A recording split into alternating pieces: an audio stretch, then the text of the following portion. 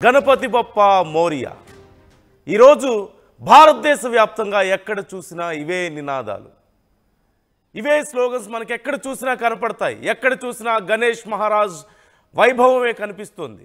వీధి వీధిన వాడవాడల చిన్న పెద్ద తేడా లేకుండా అందరూ గణేష్ మహారాజుని నిమజ్జనానికి తీసుకువెళ్తూ డాన్సులు చేస్తూ డప్పుల చప్పుళ్లతో చాలా వైభవంగా భారతదేశ వ్యాప్తంగా ఏ నగరంలో ఏ పల్లెటూరులో చూసినా ఏ వీధిలో చూసినా ఇదే వైభవం ఈరోజు మనకు కనిపిస్తుంది.